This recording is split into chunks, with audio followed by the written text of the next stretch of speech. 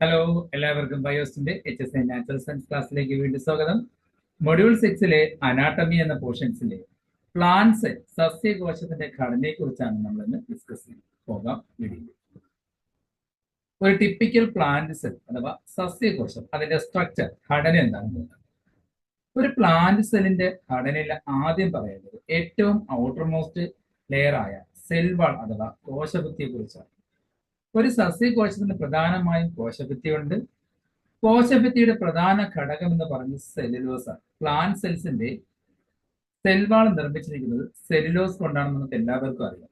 ഇതൊരു സങ്കീർണമായിട്ടുള്ള കാർബോഹൈഡ്രേറ്റ് ആണ്, അതായത് കോംപ്ലക്സ് കാർബോഹൈഡ്രേറ്റ് ആണ് സെല്ലുലോസ് എന്ന് പറയുന്നത്. സെല്ലുലോസിന് പുറമെ സസ്യകോശ ഭിത്തിയിൽ ഹെമിസെല്ലുലോസ്, പെക്റ്റിൻ തുടങ്ങിയ പോളിസാക്കറൈഡുകളും പ്രോട്ടീനുകളും ലിഗ്നിനും അടങ്ങിയിരിക്കുന്നു. സെല്ലുലോസ് കൊണ്ട് മാത്രമല്ല സെൽവാൾ നിർമ്മിച്ചിരിക്കുന്നത്, പുറമെ ഹെമിസെല്ലുലോസും പെക്റ്റിനും അതുപോലെ പ്രോട്ടീനുകളും ലിഗ്നിനും അടങ്ങിയിട്ടുണ്ട്.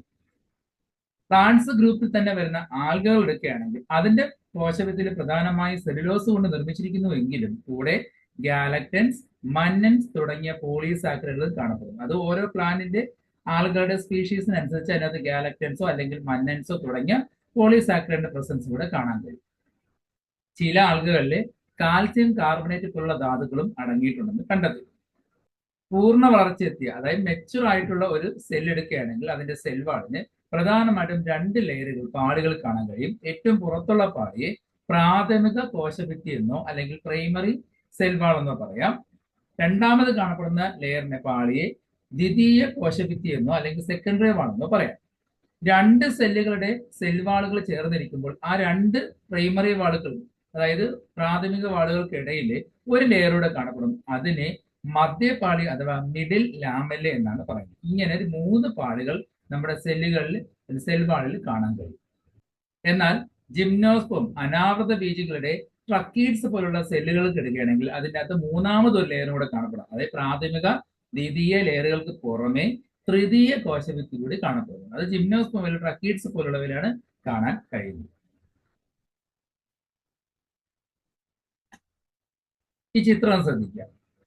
ഇപ്പൊ സെന്ററിൽ ഒരു സെല്ലും അതിന് ചുറ്റുമായിട്ട് 1, 2, 3, 4, 5, 6 സെല്ലുകളും അടങ്ങിയിട്ടുള്ള ടിഷ്യൂ ആണ് കാണിച്ചിരിക്കുന്നത്. ഓരോ സെല്ലിന്റെയും ഏറ്റവും ഓട്ടോമോസ്റ്റ് ലെയറാണ് പ്രൈമറി വാൾ. പിന്നെ അതിനുശേഷം ഉണ്ടാവുന്ന വാളാണ്, മെച്ചുർ ആവുന്നതിനനുസരിച്ച് ഉണ്ടാവുന്ന രണ്ടാമത്തെ ലെയറാണ് സെക്കൻഡറി വാൾ. ജിംനോസ്പോമിലാണെങ്കിൽ അതിനും ശേഷം ടെർഷറി വാൾ കൂടെ ഫോം ചെയ്യാറുണ്ട്. 2 സെല്ലുകളുടെ പ്രൈമറി വാളുകൾ തമ്മിൽ, അതായത് പ്രാഥമിക കോശഭിത്തികൾ തമ്മിൽ നേരിട്ടുള്ള ബന്ധമില്ല. രണ്ടും തമ്മിൽ നേരിട്ട് ഡയറക്റ്റ് കോണ്ടാക്ട് ഇല്ല. പകരം ആ രണ്ടിനും ഇടയിൽ ഒരു സിമെന്റിംഗ് മെറ്റീരിയൽ പോലെ ഒരു ലെയർ കാണപ്പെടുന്നത്. ഇതിനെയാണ് മിഡിൽ ലെയർ എന്ന് പറയുന്നത്. ഈ മിഡിൽ ലെയറിലൂടെ തന്നെ ഒരു പാലം പോലെ 2 സെല്ലുകൾ തമ്മിൽ കണക്ട് ചെയ്യാൻ ചെറിയൊരു സുഷിരവും കാണാൻ കഴിയും. ഇതിനെ പ്ലാസ്മോഡെസ്മേറ്റ എന്നാണ് പറയുന്നത്. ചിത്രം നോക്കുക. പ്രൈമറി വാള്, 2 സെല്ലുകളുടെ പ്രൈമറി വാളുകൾ തമ്മിൽ ചേർന്നിരിക്കുമ്പോൾ അതിനിടയ്ക്കുണ്ടാകുന്ന പാളിയാണ് മിഡിൽ ലെയർ എന്ന് പറയുന്നത്, അല്ലെങ്കിൽ മിഡിൽ ലാമെല്ല എന്ന് പറയുന്നത്. അതിലൂടെയുള്ള സൈറ്റോപ്ലാസ്മിക് കണക്ഷൻ, 2 സെല്ലുകളെ തമ്മിൽ കണക്ട് ചെയ്യുന്ന ഭാഗത്തിന് പ്ലാസ്മോഡെസ്മേറ്റ എന്ന് പറയും. ഡീറ്റെയിൽ ആണ് നമുക്ക് പഠിക്കാം. പ്രാഥമിക കോശഭിത്തി അഥവാ പ്രൈമറി വാൾ. ഒരു സസ്യകോശഭിത്തിയുടെ ഏറ്റവും പുറത്തെ പാളിയാണ് പ്രാഥമിക കോശഭിത്തി അഥവാ പ്രൈമറി വാൾ എന്ന് പറയുന്നത്. ഇത് പ്രധാനമായും നിർമ്മിച്ചിരിക്കുന്നത് സെല്ലുലോസ്, ഹെമിസെല്ലുലോസ്, പെക്റ്റിൻ എന്നിവ കൊണ്ടാണ്. സെല്ലുലോസും ഹെമിസെല്ലുലോസും പെക്റ്റിൻ കൊണ്ടാണ് പ്രാഥമിക വാൾ നിർമ്മിച്ചിരിക്കുന്നത്. ഇത് കുറച്ച് വഴക്കമുള്ളതും വളർച്ചയ്ക്ക് അനുസരിച്ച് കോശവികാസം സാധ്യമാകുന്നതുമാണ്. ഇത് വഴക്കമുള്ളതാണ്, ഫ്ലെക്സിബിലിറ്റി ഉള്ളതാണ്. അതുപോലെ തന്നെ വികസിക്കാൻ, എല്ലാം ചെയ്യാൻ കഴിവുള്ള ഒരു ലെയർ കൂടിയാണ് പ്രാഥമിക വാൾ അല്ലെങ്കിൽ പ്രാഥമിക കോശഭിത്തി എന്ന് പറയുന്നത്. കട്ടിയുള്ളതും കൂടുതൽ ദൃഢവുമായ ദ്വിതീയ കോശഭിത്തിൽ നിന്ന് വ്യത്യാസമായി കോശ വളർച്ച എത്തുന്നതോടെ ഇത് വികസിക്കാനും പൊരുത്തപ്പെടാനും കഴിയും. എന്നാൽ ദ്വിതീയ വാളിന് ഈ പറഞ്ഞ വികസിക്കാനോ മറ്റു രീതിയിൽ ഫ്ലെക്സിബിലിറ്റിക്കോ സാധ്യമല്ല. എന്നാൽ അതിൽ നിന്ന് വ്യത്യാസമായിട്ട് പ്രാഥമിക വാളുകൾക്ക് വളർച്ചയ്ക്ക് അനുസരിച്ച് ഇത് വികസിക്കാനും അതുമായി പൊരുത്തപ്പെടാനുള്ള കഴിവ് കൂടുതലാണ്. രണ്ടാമത്തെ ലെയറാണ് ദ്വിതീയ കോശഭിത്തി അഥവാ സെക്കൻഡറി വാൾ എന്ന് പറയുന്നത്. എല്ലാ സസ്യകോശങ്ങളിലും കാണപ്പെടുന്ന പ്രാഥമിക കോശഭിത്തിക്ക് ശേഷം രൂപം കൊള്ളുന്ന കട്ടിയുള്ളതും കുറച്ചും കൂടെ ദൃഢവുമായിട്ടുള്ള ഒരു പാളിയാണ് ദ്വിതീയ കോശഭിത്തി എന്ന് പറയുന്നത്. പ്രാഥമിക കോശഭിത്തിയേക്കാൾ കുറച്ചുകൂടെ കട്ടിയായിരിക്കും, ദൃഢവുമായിരിക്കും. ഇത് പ്രധാനമായിട്ടും സെല്ലോസ്, ഹെമിസെല്ലോസ്, ലിഗ്നിൻ കൊണ്ടാണ് നിർമ്മിച്ചത്. ലിഗ്നിന്റെ പ്രസൻസ് ഉള്ളത് കൊണ്ട് തന്നെ കുറച്ചുകൂടി കട്ടി ഉണ്ടായിരിക്കും. ഇത് അധിക ശക്തിയും പിന്തുണ നൽകുന്നത്, ഒരു മെക്കാനിക്കൽ സപ്പോർട്ട് കുറച്ചും കൂടെ നൽകുന്നത് സെക്കൻഡറി വാളായിരിക്കും. പ്രാഥമിക ഭിത്തിയിൽ നിന്ന് വ്യത്യാസമായി ദ്വിതീയ ഭിത്തി വികസിക്കുന്നില്ല. എന്നാൽ പ്രാഥമിക കോശഭിത്തി വികസിക്കും എന്ന് പറയും, സെല്ല് വളരുന്നതനുസരിച്ച് വികസിക്കും, എന്നാൽ ദ്വിതീയ ഭിത്തി വികസിക്കുന്നില്ല. കൂടാതെ മെക്കാനിക്കൽ സപ്പോർട്ട് ആയിരിക്കും കൂടുതൽ നൽകുന്നത്. അതോടൊപ്പം ജലഗതാഗതം, അതായത് വാട്ടറിന്റെ ട്രാൻസ്പോർട്ടിനെ സഹായിക്കുക എന്ന ഫംഗ്ഷനും കൂടെ ദ്വിതീയ കോശഭിത്തിക്കുള്ളതാണ്. അടുത്താണ് മധ്യപാളി അഥവാ മിഡിൽ ലാമെല്ല. അടുത്തടുത്തുള്ള രണ്ട് കോശങ്ങളിലെ സെല്ലുകളിലെ സെൽവാളുകളിലെ പ്രാഥമിക വാളുകളെ, അതായത് പ്രാഥമിക കോശഭിത്തികളെ തമ്മിൽ വേർതിരിച്ച് കാണപ്പെടുന്ന ലെയറാണ് മിഡിൽ ലാമെല്ല. അതായത് നേരത്തെ പറഞ്ഞു, രണ്ട് സെൽവാളുകൾ തമ്മിൽ ചേർന്ന് നിൽക്കുമ്പോൾ ആ പ്രൈമറി വാളുകൾക്കിടയിൽ ഒരു സിമെന്റിംഗ് മെറ്റീരിയൽ പോലെ അവയെ സെപ്പറേറ്റ് ചെയ്യുന്നതും എന്നാൽ അവയെ ചേർത്ത് നിർത്തുന്നതും ഈ മിഡിൽ ലെയർ ആയിരിക്കണം, ഈ മിഡിൽ ലാമെല്ല ആയിരിക്കും. ഈ രണ്ട് ലെയറുകളെയും തമ്മിൽ ഒട്ടിച്ച് ചേർക്കുന്നതും ഈ മിഡിൽ ലാമെല്ല തന്നെയാണ്. കൂടുതലും ഈ ലെയർ നിർമ്മിച്ചിരിക്കുന്നത് കാൽഷ്യത്തിന്റെ പെക്ടേറ്റുകൾ കൊണ്ടാണ്. കൂടാതെ മാഗ്നീഷ്യം പെക്ടേറ്റും കാണപ്പെടുന്നത്. കൂടുതലും കാൽഷ്യം പെക്ടേറ്റ് ആണ്, കൂടെ മാഗ്നീഷ്യം പെക്ടേറ്റുകൾ കൊണ്ടും മിഡിൽ ലാമെല്ല നിർമ്മിച്ചിരിക്കുന്നു. ബഹുകോശ ജീവികളുടെ കോശഭിത്തിയിൽ ചെറിയ സുഷിരങ്ങൾ കാണപ്പെടുന്നു. അടുത്തടുത്തുള്ള കോശങ്ങളുടെ ദ്രവ്യങ്ങളെ തമ്മിൽ ബന്ധിപ്പിക്കുന്ന മധ്യപാളിയിലുള്ള പാലം പോലുള്ള ഇത്തരം സുഷിരങ്ങളെയാണ് പ്ലാസ്മോഡെസ്മേറ്റ എന്ന് പറയുന്നത്. നേരത്തെ ഞാൻ പറഞ്ഞ ചിത്രത്തിൽ പറഞ്ഞായിരുന്നു അല്ലെ. ഇപ്പൊ രണ്ട് സെല്ലുകൾ തമ്മിൽ ചേർത്ത് നിർത്തുമ്പോൾ ഒരു സെല്ലിനകത്തുള്ള കണ്ടന്റുകൾ മറ്റൊരു സെല്ലിലേക്ക് ട്രാൻസ്പോർട്ട് ചെയ്യണമെങ്കിൽ ഈ മിഡിൽ ലാമെല്ലയിലൂടെ ഒരു പാലം പോലെ ഈ സൈറ്റോപ്ലാസം ഒരു സ്റ്റാൻഡ് പോലെ ഒരു പാലം പോലെ ആക്ട് സുഷിരം പോലെ കാണപ്പെടുന്നുണ്ട്.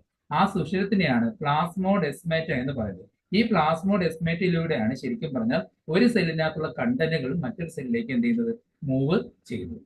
ഒരു സെല്ലിൽ നിന്നും മറ്റൊരു സെല്ലിലേക്കുള്ള പദാർത്ഥങ്ങളുടെയും ഉദ്ദീപനങ്ങളുടെയും സഞ്ചാരത്തിന് സഹായിക്കുന്നു. അതായത് സിംപ്ലാസ്റ്റ് പാത്വേ എന്ന് പറയും. സെല്ലിനകത്ത് സ്പേസിലൂടെ സെല്ലുകളിൽ നിന്ന് സെല്ലുകളിലേക്ക് രണ്ട് തരത്തില് മൂവ്മെന്റ് നടക്കാം, അല്ലെങ്കിൽ ട്രാൻസ്പോർട്ട് നടക്കാം. അത് അപ്പോപ്ലാസ്റ്റ് പാത്വേ എന്നും സിംപ്ലാസ്റ്റ് പാത്വേ രണ്ട് തരം പാത്വേ ഉണ്ട്.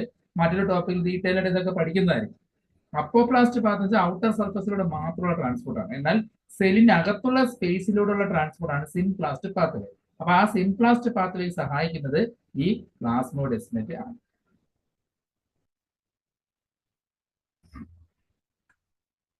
ഇനി ഒരു സെൽവാളിന്റെ കോശഭിത്തിയുടെ ധർമ്മം എന്താണ്, ഫംഗ്ഷൻ എന്താണെന്ന് നോക്കാം.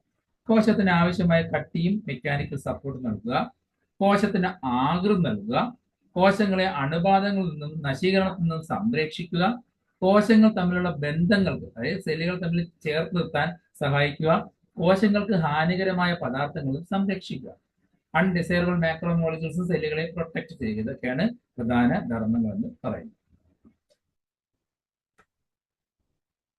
സെൽവാള് കഴിഞ്ഞാൽ പിന്നെ കാണപ്പെടുന്ന രണ്ടാമത്തെ ലെയറാണ് സെൽ മെംബ്രെയിൻ അഥവാ പ്ലാസ്മ മെംബ്രെയിൻ അല്ലെങ്കിൽ കോശസ്തരം എന്ന് പറയും. എല്ലാ ജീവിജാലങ്ങളിലും എന്ത് കാണപ്പെടുന്നുണ്ട്, പ്ലാസ്മ മെംബ്രെയിൻ കാണപ്പെടുന്നുണ്ട്.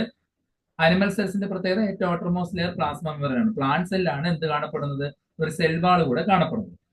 പ്ലാന്റ് സെല്ലിന്റെ രണ്ടാമത്തെ ലെയർ ആണ് സെൽ മെംബ്രെയിൻ അഥവാ കോശസ്തരം എന്ന് പറയുന്നത്. കുറച്ച് ഇലാസ്റ്റിസിറ്റി ഉള്ള ഒരു ലെയർ കൂടിയാണ് പ്ലാസ്മ മെംബ്രെയിൻ അല്ലെങ്കിൽ കോശസ്തരം എന്ന് പറയുന്നത്. പ്രധാനമായിട്ടും ലിപ്പിഡുകളും പ്രോട്ടീനും കൊണ്ടാണ് നിർമ്മിച്ചിരിക്കുന്നത്. ഈ ലെയർ നിർമ്മിച്ചിരിക്കുന്നത് ലിപ്പിഡും പ്രോട്ടീനും കൊണ്ടാണ് നിർമ്മിച്ചിരിക്കുന്നത്. കൂടെ കൊളസ്ട്രോളുകളും പഞ്ചസാര തന്മാത്രകളും കാണപ്പെടുന്നുണ്ട്. ഇതിൽ കാണപ്പെടുന്ന പ്രധാന ലിപ്പിഡുകളാണ് ഫോസ്ഫോലിപ്പിഡ്, ഗ്ലൈക്കോലിപ്പിഡ്, കൊളസ്ട്രോളുകൾ. +2 പഠിക്കുന്ന ടോപ്പിക് ആയതുകൊണ്ട് എല്ലാവർക്കും അറിയാമായിരിക്കും, അതുകൊണ്ടാണ് കുറച്ച് സ്പീഡിന് പറഞ്ഞു പോകുന്നത്. അപ്പോൾ ഇതിനകത്ത് കാണുന്ന ലിപ്പിഡ് കണ്ടന്റുകൾ എന്ന് പറയുന്നത് ഫോസ്ഫോലിപ്പിഡ്, ഗ്ലൈക്കോലിപ്പിഡ്, കൊളസ്ട്രോളുകളാണ്. ഇനി ഇതിന്റെ ഒരു മെംബ്രെയിന്റെ സ്ട്രക്ചർ അല്ലെങ്കിൽ അതിന്റെ ഒരു ഷേപ്പ് മോഡല് നിർണ്ണയിച്ചത് പലരും നിർണ്ണയിച്ചിട്ടുണ്ടെങ്കിലും അത് അക്സെപ്റ്റ് ചെയ്ത മോഡൽ കൊണ്ടുവന്നത് സിംഗർ, നിക്കോൾസ് എന്ന രണ്ടുപേർ ചേർന്നാണ്. അതുകൊണ്ട് ഈ മോഡലിന്റെ അറിയപ്പെടുന്ന പേര് ഫ്ലൂയിഡ് മൊസൈക്ക് മോഡൽ എന്നാണ്. Fluid mosaic model of plasma membrane കണ്ടുപിടിച്ചത് സിംഗർ ആൻഡ് നിക്കോൾസ് എന്ന രണ്ട് സയന്റിസ്റ്റുകളാണ്. ആ ചിത്രം നോക്കുക. അവിടെ കാണപ്പെടുന്ന നീല മുത്തുകൾ പോലെ കാണപ്പെടുന്ന ഒരു ലെയർ കാണുന്നില്ല, അത് പ്രധാനമായിട്ട് ലിപ്പിഡ് കൊണ്ടാണ് നിർമ്മിച്ചിരിക്കുന്നത്. അപ്പൊ ലിപ്പിഡാണ് ഇതിന്റെ യൂണിറ്റ് മെംബ്രെയിൻ, മാതൃകയായിട്ടുള്ള മെംബ്രെയിനായിട്ട് കാണപ്പെടുന്നത് ലിപ്പിഡുകൾ കൊണ്ടാണ്. ലിപ്പിഡിന് ഹെഡും ടെയിലും ഉണ്ട്. ഹെഡ് വെളിയിലും ടെയിൽ അകത്ത് വരുന്നതിൽ രണ്ട് ലെയർ കാണാൻ കഴിയും. ചിത്രം നോക്കുക.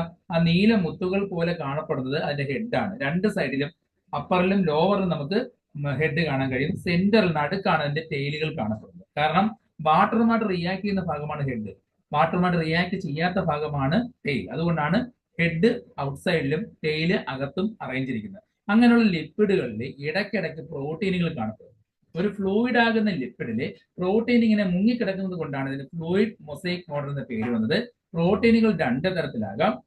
സർഫസ് മുതൽ 2 സർഫസിലേക്ക് ആഴ്ന്നിറങ്ങുന്ന പ്രോട്ടീനുകളെ ഇന്റഗ്രൽ പ്രോട്ടീൻ എന്നും, എന്നാൽ സർഫസിൽ മാത്രം അറ്റാച്ച് ചെയ്യുന്ന പ്രോട്ടീനെ പെരിഫറൽ പ്രോട്ടീൻ എന്ന് പറയും. ഇങ്ങനെയുള്ള 2 പ്രോട്ടീനുകളും കൂടാതെ കൊളസ്ട്രോളുകളും അതുപോലെ ഷുഗർ മോളിക്യൂളും കാണപ്പെടുന്നതാണ് ഒരു പ്ലാസ്മ മെമ്പറിന്റെ സ്ട്രക്ചർ എന്ന് പറയുന്നത്.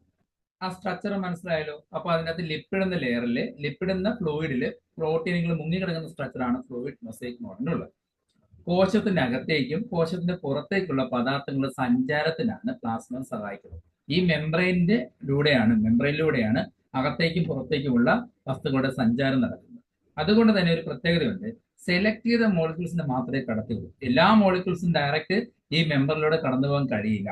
അതുകൊണ്ട് സെലക്ട് ചെയ്ത മോളിക്യൂൾസിനെ കടത്തിവിടുന്നതുകൊണ്ട് പ്ലാസ്മ മെമ്പർ അറിയപ്പെടുന്ന പേരാണ് സെമി പെർമിയബിൾ മെമ്പറൈൻ. അതായത് അർദ്ധധാരി തരമെന്നോ അല്ലെങ്കിൽ ഭരണധാരി തരമെന്നോ സെലക്റ്റീവ്ലി പെർമിയബിൾ മെമ്പറൈൻ എന്നും പറയാറുണ്ട്. തിരഞ്ഞെടുത്ത വസ്തുക്കൾക്ക് മാത്രമേ ഈ പാളിലൂടെ കടന്നു പോകാൻ കഴിയൂ. അതുകൊണ്ടാണ് അങ്ങനെ ഒരു പേര് വന്നത്.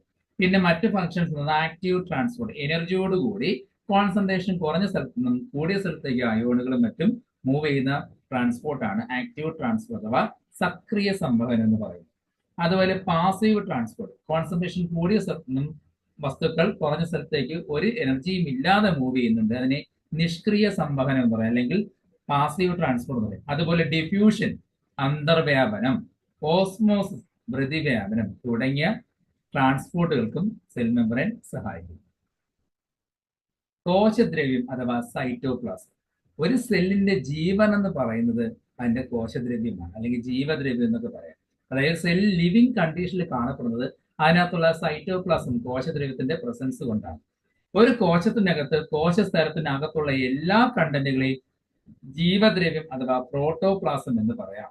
അതായത് കോശദ്രവ്യവും പിന്നെ സെന്ററിലുള്ള മർമ്മം ന്യൂക്ലിയസിനും കൂടെ ചേർത്തുകൊണ്ടാണ് ജീവദ്രവ്യം എന്ന് പറയുന്നത്. അതായത് സെൽ മെമ്പറൈൻ കഴിഞ്ഞാൽ അകത്തോട്ടുള്ള ഹോൾ കണ്ടന്റുകളെ ജീവദ്രവ്യം എന്ന് പറയും. അതിനകത്തുള്ള ഫ്ലൂയിഡ് ആണ് കോശദ്രവ്യം, സെന്ററിലുള്ള ന്യൂക്ലിയസിനും കൂടെ ചേർത്തിട്ടാണ് ജീവദ്രവ്യം എന്ന് പറയുന്നത്. അതായത് കോശദ്രവ്യവും മർമ്മവും ചേർന്നതാണ് ജീവദ്രവ്യം. ഇനി ഇതിൻ്റെയോടൊപ്പം ജീവദ്രവ്യത്തിന്റെ കൂടെ പ്ലാസ്മ മെമ്പറൈൻ കൂടെ ചേർത്ത് പറയുന്ന പേരാണ് പ്രോട്ടോപ്ലാസ്റ്റ് എന്ന് പറയുന്നത്. ഒരു ജീവദ്രവ്യത്തിൽ മർമ്മത്തിന് ചുറ്റുമായിട്ട് ജെല്ലി പോലെ കാണപ്പെടുന്ന ദ്രവത്തിനെയാണ് കോശദ്രവ്യം എന്ന് പറയുന്നത്. അപ്പൊ ജീവദ്രവ്യം എന്താണെന്ന് നമ്മൾ പറഞ്ഞാൽ അതിനകത്തുള്ള മൊത്തം കണ്ടന്റ്, അതിൽ ന്യൂക്ലിയസിന് ചുറ്റും കാണപ്പെടുന്ന ജെല്ലി പോലുള്ള ഒരു ഫ്ലൂയിഡിനെയാണ് കോശദ്രവം എന്ന് പറയുന്നത്. ഒരു കോശത്തിന്റെ ജീവന്റെ അടിസ്ഥാനം എന്ന് പറയുന്നത് കോശദ്രവ്യമാണെന്ന് പറഞ്ഞത് ഹക്സ്ലി എന്ന സയന്റിസ്റ്റാണ്. അതായത് സെല്ലിന്റെ ലൈഫ് എന്നൊക്കെ പറയുന്നത് കോശദ്രവ്യമായിരിക്കും. കോശദ്രവ്യത്തിന്റെ പ്രധാന ഭാഗവും ജലമാണ്. ഏകദേശം 80-85 അല്ലെങ്കിൽ 90% ജലവുമാണ് അതിന്റെ പ്രധാന കണ്ടന്റ്. കോശദ്രവ്യം ഒരു ജെല്ലിയിലേക്ക് ഫ്ലൂയിഡ് ആണെന്ന് പറഞ്ഞല്ലോ, പ്രധാന കണ്ടന്റും വാട്ടമായിരിക്കും. അതോടെ മറ്റു പദാർത്ഥങ്ങളും അതിനകത്ത് അടങ്ങിയിരിക്കുന്നു. ഈ കോശദ്രവത്തിനകത്താണ് കോശാംഗങ്ങൾ അഥവാ കോശ കണികകൾ കാണുന്നത്. സെൽ ഓർഗനൽസ്, മൈറ്റോകോൺട്രിയ പോലുള്ള സെൽ ഓർഗനൽസ് എല്ലാം കാണപ്പെടുന്നത് ഈ കോശദ്രവത്തിലാണ്. കോശ കണികൾക്ക് മുങ്ങിക്കിടക്കുന്ന ആ കോശദ്രവ്യത്തിന്റെ ഭാഗത്തിന് വിളിക്കുന്ന പേരാണ് ഹയാലോപ്ലാസം അഥവാ കൈനോപ്ലാസം. അതായത് കോശദ്രവ്യം തന്നെയാണ്, അതിൽ ആ കോശദ്രവത്തിൽ സെൽ ഓർഗൻസ് കിടപ്പുണ്ട്. മൈറ്റോകോൺട്രിയ, പ്ലാസിഡ്സ് പോലുള്ള വാക്യൂള് പോലുള്ള സെൽ ഓർഗൻസ് കാണപ്പെടുന്നുണ്ട്. ആ സെൽ ഓർഗൻസ് കാണപ്പെടുന്ന അത്രയും ഭാഗത്ത് കോശദ്രവ്യത്തിന് വിളിക്കുന്ന പേരാണ് ഹയോലോപ്ലാസം അഥവാ കൈനോപ്ലാസം എന്ന് പറയുന്നത്. ഒരു സസ്യകോശത്തിന്റെ പ്രധാന പ്രത്യേകത എന്ന് പറയുന്നത് സെന്ററിൽ മെച്ചുർ ആകുമ്പോൾ ന്യൂക്ലിയസ് കാണില്ല, അത് സൈഡിലോട്ട് ഷിഫ്റ്റ് ചെയ്യും. പിന്നെ ആ സെന്ററിൽ കാണപ്പെടുന്ന വലിയൊരു സ്പേസ് ആയിരിക്കും, ഒരു അറയായിരിക്കും. ഈ അറകളെ ഫേനം അഥവാ വാക്യൂൾ എന്നാണ് പറയുന്നത്. യങ് കണ്ടീഷനിലെ വാക്യൂൾ കാണില്ല, മെച്ചുറായി വരുന്നതനുസരിച്ച് സെന്ററിൽ ഏറ്റവും കൂടുതൽ സ്പേസിൽ കാണപ്പെടുന്ന വലിയ അറയായിരിക്കും. ഇതിനെ ഫേനം എന്നാണ് പറയുന്നത്.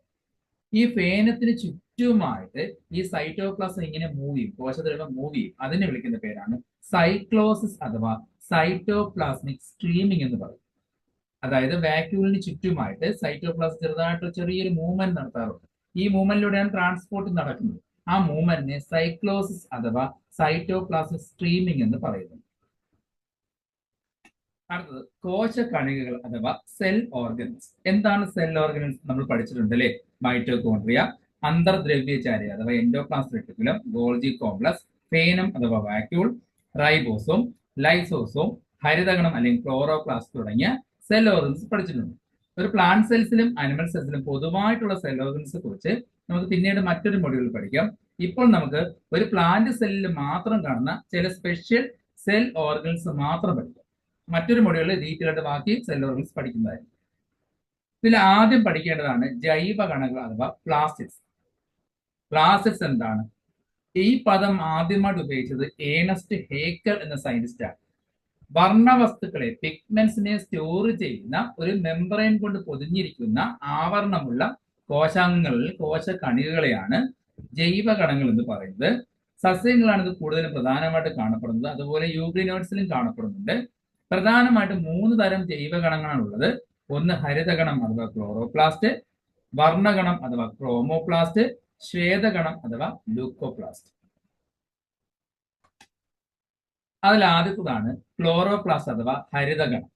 പച്ച നിറത്തിന് കാരണമായ പിഗ്മെന്റ്സ് വർണ്ണവസ്തുക്കൾ അടങ്ങിയിരിക്കുന്ന ഹരിതഗണങ്ങളെയാണ് ക്ലോറോപ്ലാസ്റ്റ് എന്ന് പറയുന്നത്.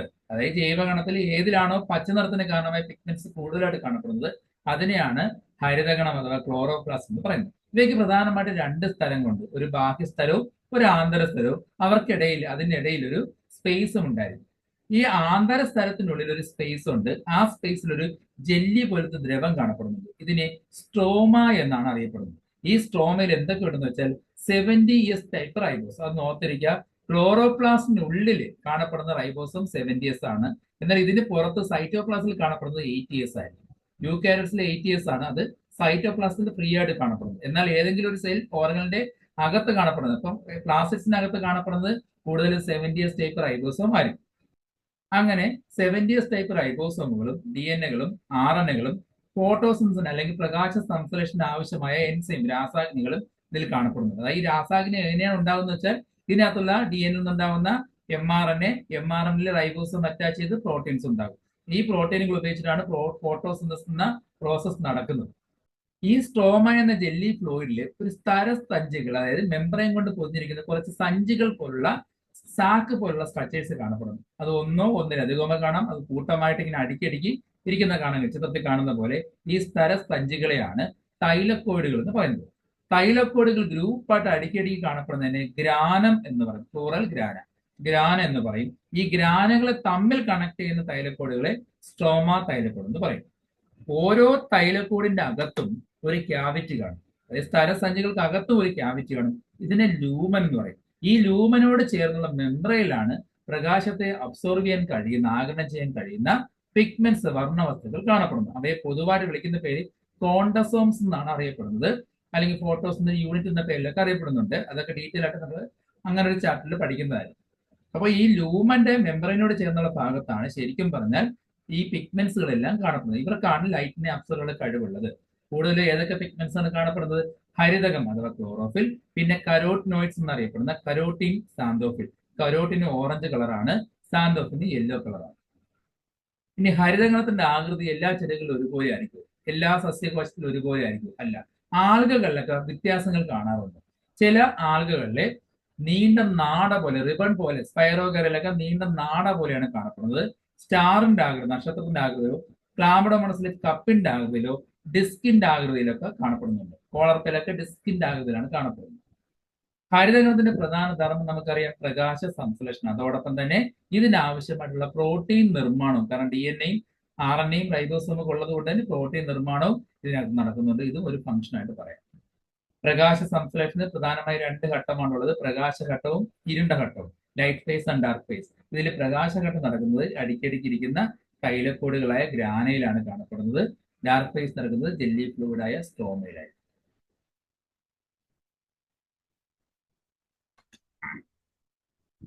ക്ലോറോഫിൽ കാണപ്പെടുന്ന പിഗ്മെന്റ് കാണപ്പെടുന്ന പ്ലാസിഡാണ് ക്ലോറോപ്ലാസ്റ്റ്. അങ്ങനെയാണെങ്കിൽ മറ്റു കളറുകൾ നൽകുന്ന പിഗ്മെന്റ്സ് അടങ്ങിയിരിക്കുന്ന പ്ലാസ്റ്റിഡുകളെയാണ് ക്രോമോപ്ലാസ്റ്റ് അഥവാ വർണ്ണഗണം എന്ന് പറയുന്നത്. അതായത് പൂക്കൾക്കും ഇലകൾക്കും ഫ്രൂട്ട്സിനൊക്കെ നിറം നൽകുന്ന മറ്റ് വർണ്ണങ്ങൾ അടങ്ങിയിരിക്കുന്ന പ്ലാസ്റ്റിക്സ്. കരോട്ടിൻ അതായത് orange colour, xanthophyll yellow colour, lycopene red colour നൽകുന്ന, തക്കാളിയിലൊക്കെ ലൈക്കോപ്പിൻ ആണ്. അങ്ങനെയുള്ള പിഗ്മെന്റ്സ് അടങ്ങിയിരിക്കുന്ന പ്ലാസ്റ്റിഡുകളെയാണ് ക്രോമോപ്ലാസ്റ്റ് അഥവാ വർണ്ണഗണം എന്ന് പറയുന്നത്. ഇത് സാധാരണ കൊഴുപ്പിൽ ലയിക്കുന്ന വർണ്ണങ്ങളായിരിക്കും. കൊഴുപ്പിലൊക്കെ സോളുബിൾ ആകുന്ന വർണ്ണങ്ങളായിരിക്കും ഈ പറഞ്ഞ ലൈക്കോപ്പിനും അതുപോലെ സാന്തോഫിനും കരോട്ടിനും. അടുത്തത് ശ്വേതഗണം, അതായത് ലൂക്കോപ്ലാസ്റ്റ് എന്ന് പറയും. കളറില്ല, പ്രത്യേകിച്ച് ഇതിന്റെ കളറൊന്നുമില്ല. ആഹാര സംഭരണമാണ് ഇതിന്റെ പ്രധാന ഫംഗ്ഷൻ എന്ന് പറയുന്നത്. പ്രധാനമായിട്ടും ആഹാരം സംഭരിച്ചു വെക്കുക. കിഴങ്ങുകളിലോ ഫലങ്ങളിലോ ഫ്രൂട്ട്സിലോ വിത്തുകളിലൊക്കെ ആഹാരങ്ങളെ സംഭരിച്ചു വെക്കുന്നത് ല്യൂക്കോപ്ലാസ്റ്റിനുള്ളിലാണ്. ഇപ്പൊ നമ്മൾ മരച്ചീനി കഴിക്കുമ്പോൾ ആ മരച്ചീനിയുടെ ഓരോ സെല്ലും ല്യൂക്കോപ്ലാസ്റ്റിൽ സ്റ്റാർച്ച് സ്റ്റോർ ചെയ്ത് വെച്ചിട്ടുണ്ട്. അങ്ങനെ കിഴങ്ങുകളെല്ലാം വിത്തുകളിലും ഫ്രൂട്ടിലൊക്കെ കാണപ്പെടുന്നത് ല്യൂക്കോപ്ലാസ്റ്റ് ആണ്. പ്രത്യേകിച്ച് കളറൊന്നും കാണപ്പെടുന്നില്ല. ല്യൂക്കോപ്ലാസ്റ്റിന്റെ ആഹാര സംഭരണ രീതിക്ക് അനുസരിച്ച് എന്ത് ആഹാരമാണ് സംഭരിക്കുന്നത് അതനുസരിച്ച് മൂന്നാല് തിരിക്കാം. അമൈലോപ്ലാസ്റ്റ്, അലിറോപ്ലാസ്റ്റ്, ഇലയോപ്ലാസ്റ്റ്. അന്നജം അഥവാ സ്റ്റാർച്ച് സ്റ്റോർ ചെയ്യുന്ന ല്യൂക്കോപ്ലാസ്റ്റുകളെ അമൈലോപ്ലാസ്റ്റ് എന്ന് പറയും. എക്സാമ്പിൾ ഉരുളക്കിഴങ്ങിലെ കാണപ്പെടുന്നത് മരച്ചീനിലെ കാണപ്പെടുന്നത് അമൈലോപ്ലാസ്റ്റ് ആണ്. അലിറോപ്ലാസ്റ്റ് എന്ന് വെച്ചാൽ പ്രോട്ടീനുകൾ അല്ലെങ്കിൽ മാംസ്യങ്ങളായിരിക്കും സംഭരിക്കുന്നത്. എക്സാമ്പിൾ വിത്തുകളിലൊക്കെ കാണപ്പെടുന്നത്. അതുപോലെ ഇലയോപ്ലാസ്റ്റിൽ കാണപ്പെടുന്നത് എണ്ണകളും കൊഴുപ്പുകളായിരിക്കും. അതും വിത്തുകളിൽ തന്നെയാണ് കാണപ്പെടുന്നത്. എണ്ണ കൂടുതലായിട്ട് എടുക്കുന്ന വിത്തുകളിലൊക്കെ കൂടുതലും ഇലയോപ്ലാസ്റ്റ് ആയിരിക്കും കൂടുതലായിട്ടും കാണപ്പെടുന്നത്. ഇനി ഒരു പ്ലാന്റ് സെല്ലിന്റെ മാത്രം മറ്റൊരു പ്രത്യേകതയാണ് നല്ല വ്യക്തമായിട്ടുള്ള ഫേനം എന്ന് പറയുന്നത്, അല്ലെ? വാക്യൂൾ എന്ന് പറയുന്നത്. സസ്യകോശങ്ങൾ കാണപ്പെടുന്ന ഏറ്റവും വലിയ അറയാണ് ഫേനം. ഇതിനൊരു മെംബ്രെയിൻ ഉണ്ട്, സ്ഥലമുണ്ട്. ആ മെംബ്രെയിന്റെ പേരാണ് ടോണോപ്ലാസ്റ്റ്. ടോണോപ്ലാസ്റ്റ് എന്ന മെംബ്രെയിൻ കൊണ്ടാണ് വാക്യൂൾ നിർമ്മിച്ചിരിക്കുന്നത്. പൂർണ്ണ വളർച്ചയെത്തുന്ന ഒരു സസ്യകോശത്തിന്റെ ഉൾഭാഗത്ത് ഫേനം കൊണ്ട് നിറഞ്ഞിരിക്കുന്നു. മെച്ചുർ ആകുമ്പോൾ ന്യൂക്ലിയസ് സൈഡിലോട്ട് ഷിഫ്റ്റ് ചെയ്യും. പിന്നെ സെന്ററിൽ ഏറ്റവും സ്പേസിൽ കാണപ്പെടുന്നത് വാക്യൂൾ ആയിരിക്കും. ഇതിനുള്ളിൽ എന്തെങ്കിലും മെറ്റീരിയൽ സ്റ്റോർ ചെയ്യും, ജലമോ അല്ലെങ്കിൽ മറ്റ് മിനറൽസോ കോൺസെൻട്രേറ്റ് സൊല്യൂഷനോ ഒക്കെ സ്റ്റോർ ചെയ്യാറുണ്ട്. അതിനനുസരിച്ച് ഓരോരോ പേരുകളും നൽകിയിട്ടുണ്ട്. അത് പല ജീവികളാണ്. ഇപ്പൊ ആനിമൽസ് ഉൾപ്പെടെ നമുക്ക് പറയേണ്ടി വരും. തൽക്കാലം ഒരു പ്ലാന്റ് സെൽ ആയതുകൊണ്ട് അത് പറയുന്നില്ല. ഒരു പ്ലാന്റ് സെല്ലിന്റെ സ്ട്രക്ചർ നോക്കാം. സെൽ വാളുണ്ട്, അത് കഴിഞ്ഞിട്ട് സെൽ മെംബ്രെയിൻ, പിന്നെ പ്ലാസ്മോഡെസ്മിൽ കൊടുത്തിട്ടുണ്ട്. പിന്നെ അതിനകത്തുള്ള സെൽ ഓർഗൻസ് നോക്കുക, ഗോൾജി കോംപ്ലക്സുകൾ, അതുപോലെ ഫേനം, അതുപോലെ മൈറ്റോകോൺട്രിയ, റൈബോസും, ഹരിതകണം, കോശദ്രവ്യം, പെറോക്സിസം. പെറോക്സിസം മൈക്രോബോഡിയ, അത് അനിമൽ സെൽസും കാണപ്പെടുന്നുണ്ട്. അതുകൊണ്ടാണ് ഇത് പറയാത്തത്. മൈക്രോ ട്യൂബ്യൂൾസ്, പ്ലാസ്മോഡെസ്മേറ്റ് ഒക്കെ എന്റെ സ്ട്രക്ചർ ആണ്. ഇതിലുള്ള പല സ്ട്രക്ചറും നമുക്ക് വീണ്ടും ഡീറ്റെയിലൊക്കെ പഠിക്കാനുണ്ട്. അപ്പോൾ ഇത് വിശദമായിട്ട് പറയുന്നതായിരിക്കും. തൽക്കാലം നമ്മുടെ പ്ലാന്റ് സെല്ലുള്ള ചില സ്പെഷ്യൽ ആയിട്ടുള്ള സെൽ ഓർഗൻസ് മാത്രമേ ഡിസ്കസ് ചെയ്തിട്ടുള്ളൂ. മറ്റ് കോശകണങ്ങളെ കുറിച്ച് വിശദമായിട്ട് വേറെ മൊഡ്യൂളിൽ എടുക്കുമ്പോൾ പറയുന്നതായിരിക്കും. ഇന്നത്തെ ക്ലാസ് നിങ്ങൾക്ക് ഇഷ്ടമായെങ്കിൽ ലൈക്ക് ചെയ്യുക, സബ്സ്ക്രൈബ് ചെയ്യുക. അടുത്ത ക്ലാസ്സിൽ വീണ്ടും കാണാം. എല്ലാവർക്കും ശുഭദിനം.